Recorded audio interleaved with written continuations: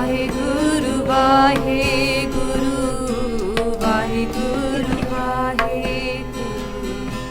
Vaheguru. Okay, the reason that suffering exists is because it's part of the khel, the tamasha that Maharaj has made. Yeah? Actually, there's no suffering. This is part of the thing that mind makes up. The suffering's in the mind. You can't grab it on the physical place and say, this is where suffering is. Look, you might say, look, this person is being tortured, he's suffering. But the same Sikh, by Mati Das, by Saidas, by Dayalaji, are being killed and they're not in suffering. Yeah? So the physical act is going on, but you can't point out the suffering. So therefore, suffering doesn't really exist. It's part of the khel. Yeah?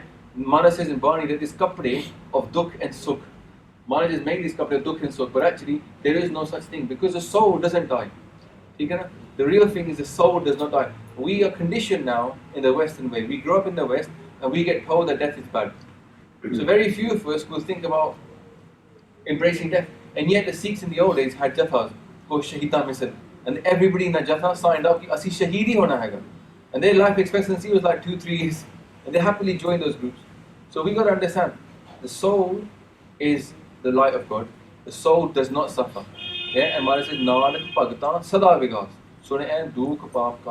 Those people that go inside and become bhagats, who actually worship God inside them, Manamandal.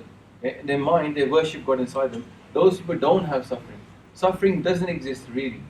So both suffering end, it will end if we follow and find God inside us. Now this is a very high level answer. For the average person to get it, they'll be like, yo, but this is not true, I see suffering every day. They're not going to relate to that. Yeah. So how do you say to them, look, the suffering comes from ego. The person suffers, just like Buddha would have said, the suffering comes from desire. The suffering comes from separation. Once you get rid of the separation, there is no suffering. There's only things happening, but the soul is in bliss. Nanak Naam, Chardi Kala. With Naam, you get Chardi Kala. You don't get Chardi Kala without Naam. We might shout it out like, yeah, today we were in South Nagar Kirtan house. I was like, what does Deg Deg Fateh mean? Let's face it, we all shout out Deg Deg and then Fateh, yeah? But we don't know what it means. In the same way, we keep saying Nanak Naam, Chardi Kala.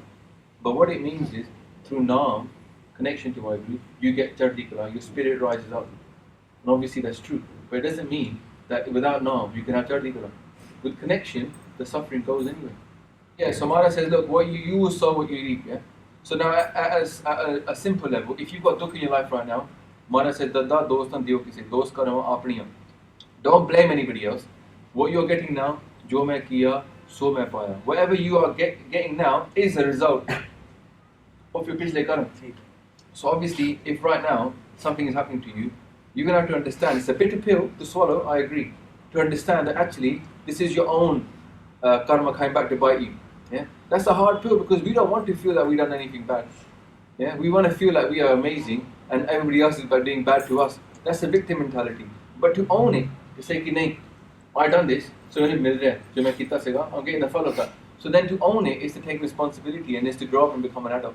Yeah? And so the first thing is to own it and say, don't blame anybody else. Jo main kiya, so main paya. Dost na dije avar jana. Don't blame anybody else. The next thing is to say, how can I solve this suffering? Because you can't solve something that you feel that you didn't give to yourself.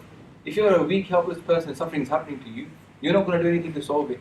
When you say, look, this is my fault, whatever's happening, now I need to do something about it, then you go to your guru, say, Maharaj, what do I do? Maharaj said, dukh par har, sukh kar le jai. Get rid of dukh and take sukh. How? Nanak Bhagatan Sada Vigas, sune dukh par har. Listen to Bani. Learn what is telling you and you will get rid of your dukh. The problem is, we want to go to the doctor gives us the medicine. We don't want to take the medicine. Yeah? Well, you can't get rid of the disease without taking the medicine. The medicine is Bani. Bani is the medicine. So we need to start learning. You can't intellectually understand something unless you feel it. You can't intellectually understand what sweet milk is unless you taste it and it's sweet. I can show you 2 cups. One could have salt in it, one could have sugar in it. You will never know which one is which unless you taste it. In the same way, it's very hard to say your dukh will go, understand your dukh will go if you go into Naam, unless you experience Naam. We're going to have to trust our Guru. So what this comes back to, Cam, the solution to this problem is to trust Guru Nanak Dev Ji. And I often ask people this, I say, listen, if you say you're a Sikh, I'm going to ask you just one question. If I put here all the successful people in the world, yeah, who are you going to say successful? You know, David Cameron or whatever, the footballer, what's his name, David Beckham. You're going to put Microsoft CEO, put Google CEO, put all these people here, yeah? and say to them, tell me the secret to success.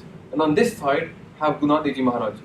So much not worth it to even think about it. But if you are the kind of person that will believe in Guru Nanak Dev Ji and what they say, regardless what these people say, if you're that person, you say, I'm a Sikh, then in which case, listen to what he's telling you.